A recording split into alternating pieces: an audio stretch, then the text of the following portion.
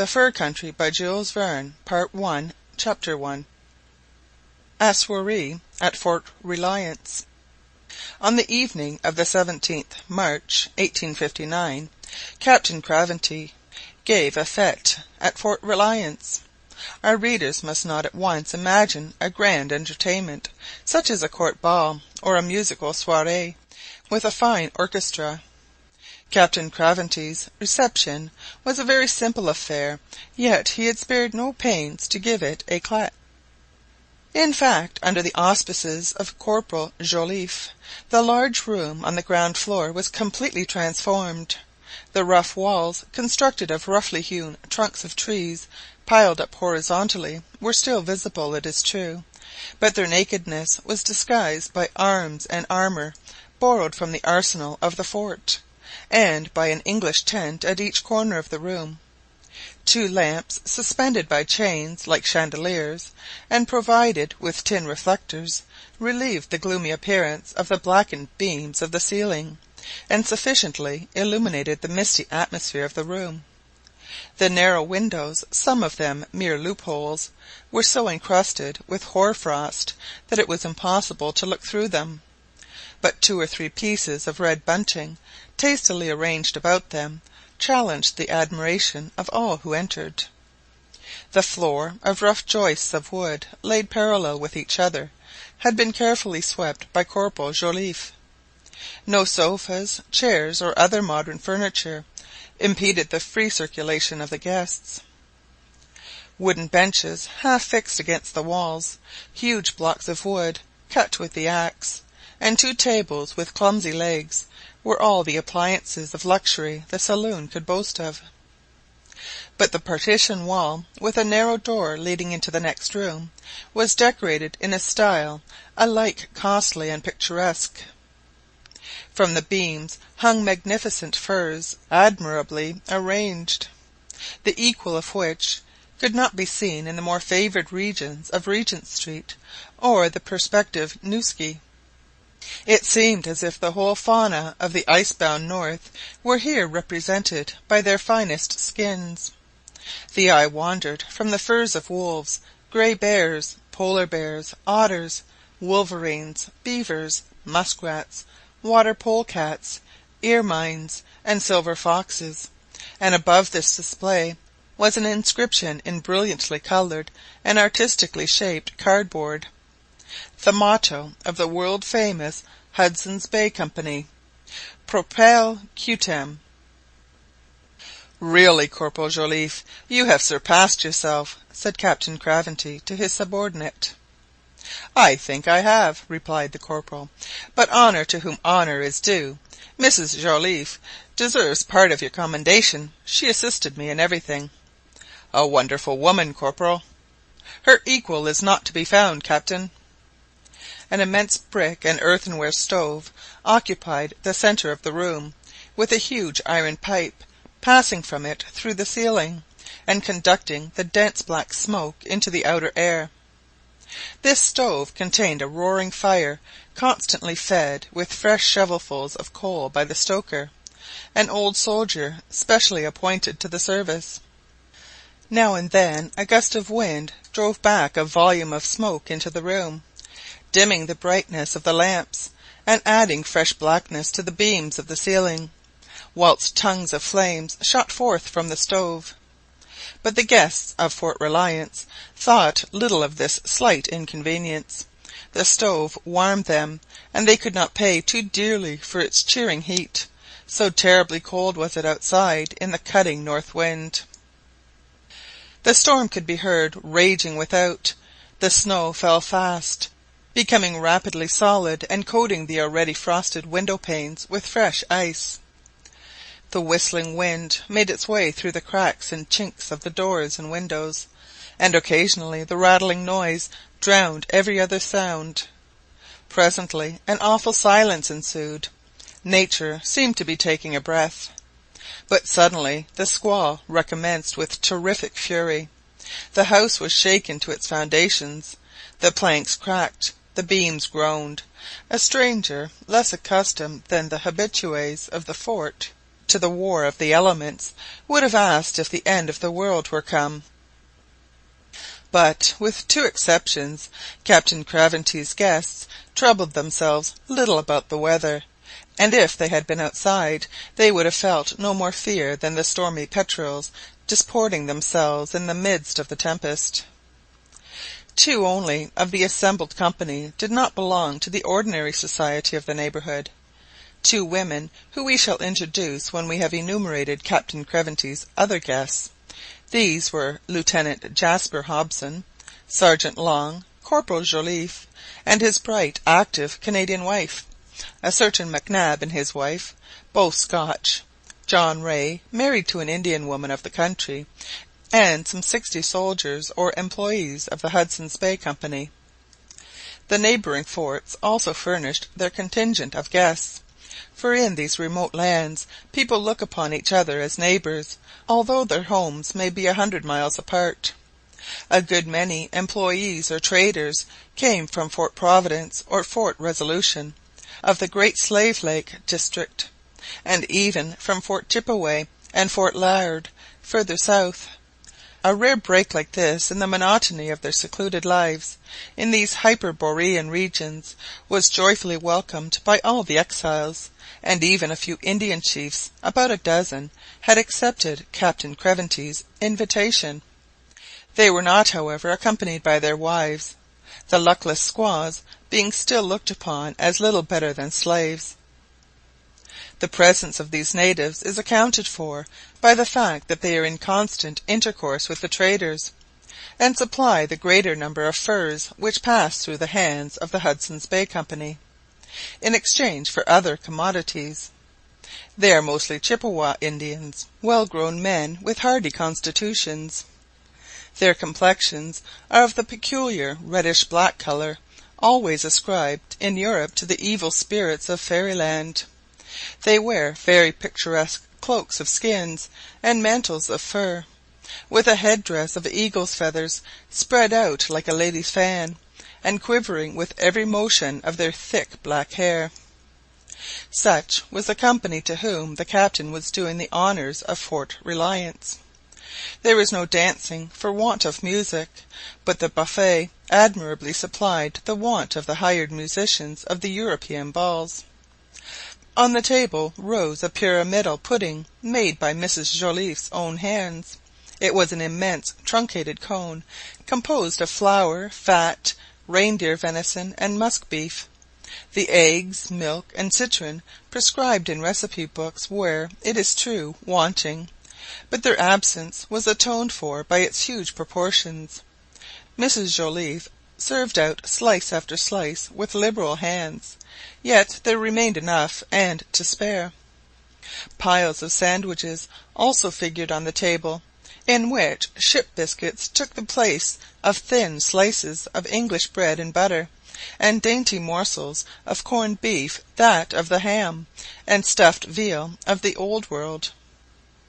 The sharp teeth of the Chippeway Indians made short work of the tough biscuits, and for drink there was plenty of whisky and gin handed round in little pewter pots, not to speak of a great bowl of punch which was to close the entertainment, and of which the Indians talked long afterwards in their wigwams. Endless were the compliments paid to the Joliffes that evening, but they deserved them. How zealously they waited on the guests, with what easy grace they distributed the refreshments. They did not need prompting, they anticipated the wishes of each one. The sandwiches were succeeded by slices of the inexhaustible pudding, the pudding by glasses of gin or whisky. "No, thank you, Mr Joliffe." "You are too good, Corporal, but let me have time to breathe." "Mrs Joliffe, I assure you I can eat no more." "Corporal Joliffe, I am at your mercy." "No more, Mrs Joliffe, no more, thank you." Such were the replies met with on every side by the zealous pair, but their powers of persuasion were such that the most reluctant yielded in the end. The quantities of food and drink consumed were really enormous. The hubbub of conversation increased. The soldiery and employees became excited. Here the talk was of hunting, there of trade. What plans were laid for next season? The entire fauna of the Arctic regions would scarcely supply game enough for these enterprising hunters. They already saw bears, foxes, and musk oxen falling beneath their bullets, and polecats by hundreds caught in their traps. Their imagination pictured the costly furs piled up in the magazines of the company, which was this year to realize hitherto unheard of profits. And whilst the spirits thus freely circulated inflamed the imagination of the Europeans, the large doses of Captain Craventy's fire-water imbibed by the Indians had an opposite effect. Too proud to show admiration, too cautious to make promises, the taciturn chiefs listened gravely and silently to the babel of voices around them.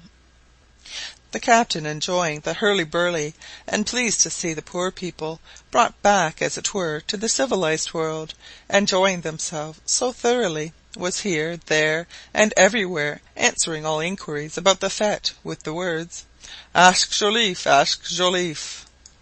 And they asked Joliffe, who had a gracious word for everybody. Some of those employed in the garrison and civil service of Fort Reliance must here receive a few words of special notice, for they were presently to go through experiences of a most terrible nature, which no human perspicacity could possibly have foreseen. Amongst others we must name Lieutenant Jasper Hobson, Sergeant Long, Corporal and Mrs Joliffe, and the two foreign women already alluded to, in whose honour Captain Craventy's fête was given. Jasper Hobson was a man of 40 years of age. He was short and slight, with little muscular power, but a force of will which carried him successfully through all trials, and enabled him to rise superior to adverse circumstances. He was a child of the company. His father, Major Hobson, an Irishman from Dublin, who had now been dead for some time, lived for many years at Fort Assiniboine with his wife. There Jasper Hobson was born. His childhood and youth were spent at the foot of the Rocky Mountains. His father brought him up strictly, and he became a man in self-control and courage whilst yet a boy in years. Jasper Hobson was no mere hunter, but a soldier, a brave and intelligent officer. During the struggles in Oregon of the Hudson's Bay Company with the rival companies of the Union, he distinguished himself by his zeal and intrepidity, and rapidly rose to the rank of lieutenant.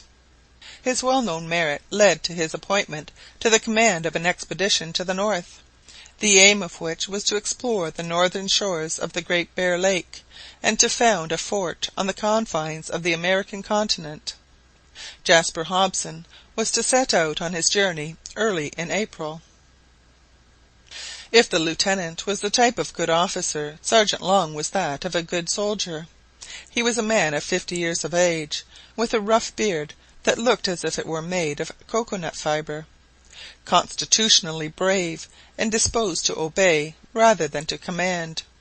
He had no ambition but to obey the orders he received, never questioning them, however strange they might appear, never reasoning for himself when on duty for the company, a true machine in uniform, but a perfect machine, never wearing out, ever on the march, yet never showing signs of fatigue.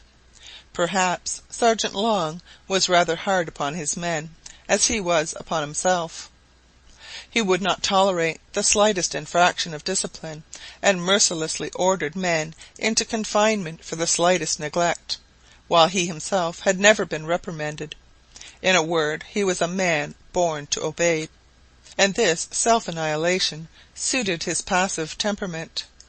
Men such as he are the materials of which a formidable army is formed. They are the arms of the service, obeying a single head. Is not this the only really powerful organization?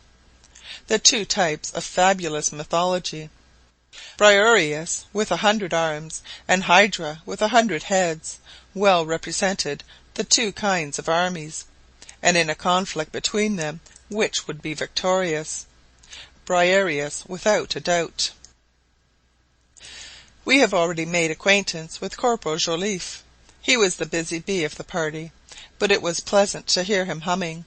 He would have made a better major domo than a soldier, and he was himself aware of this, so he called himself the corporal in charge of details. But he would have lost himself 100 times amongst these details had not little Mrs Joliffe guided him with a firm hand. So it came to pass that Corporal Joliffe obeyed his wife without owning it, doubtless thinking to himself, like the philosopher Sancho, a woman's advice is no such great thing, but he must be a fool who does not listen to it. It is now time to say a few words of the two foreign women already alluded to more than once. They were both about 40 years old, and one of them well deserved to take first rank amongst celebrated female travellers.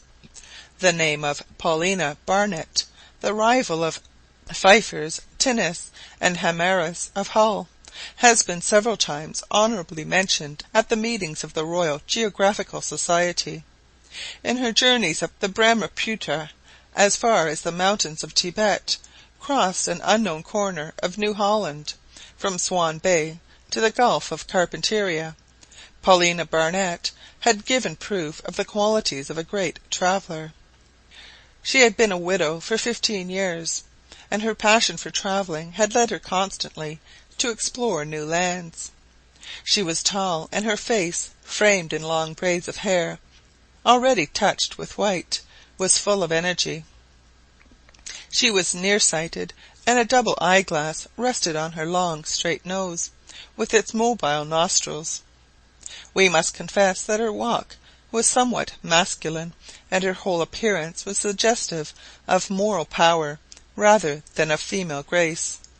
She was an Englishwoman from Yorkshire, possessed of some fortune, the greater part of which was expended in adventurous expeditions, and some new scheme of exploration had now brought her to Fort Reliance. Having crossed the equinoctial regions, she was doubtless anxious to penetrate to the extreme limits of the Hyperborean. Her presence at the fort was an event. The governor of the company had given her a special letter of recommendation to Captain Craventy, according to which the latter was to do all in his power to forward the design of the celebrated traveller to reach the borders of the Arctic Ocean, a grand enterprise, to follow in the steps of Hearne, Mackenzie, Rae, Franklin, and others. What fatigues, what trials, what dangers would have to be gone through in the conflict with the terrible elements of the polar climate! How could a woman dare to venture where so many explorers have drawn back or perished? But the stranger, now shut up in Fort Reliance, was no ordinary woman. She was Paulina Barnett, a laureate of the Royal Society. We must add that the celebrated traveller was accompanied by a servant named Madge. This faithful creature was not merely a servant, but a devoted and courageous friend, who lived only for her mistress, a Scotchwoman of the old type, whom a Caleb might have married without loss of dignity. Madge was about 5 years older than Mrs Barnett, and was tall and strongly built. The two were on the most intimate terms. Paulina looked upon Madge as an elder sister, and Madge treated Paulina as her daughter. It was in honour of Paulina Barnett that Captain Craventy was this evening treating his employees and the Chippewa Indians. In fact, the lady traveller was to join the expedition of Jasper Hobson for the exploration of the North. It was for Paulina Barnett that the large saloon of the factory resounded with joyful hurrahs, and it was no wonder that the stove consumed 100 weight of coal on this memorable evening, for the cold outside was 24 degrees Fahrenheit below zero, and Fort Reliance is situated in 61 degrees 47 minutes north latitude, at least 4 degrees from the polar circle. End of chapter 1.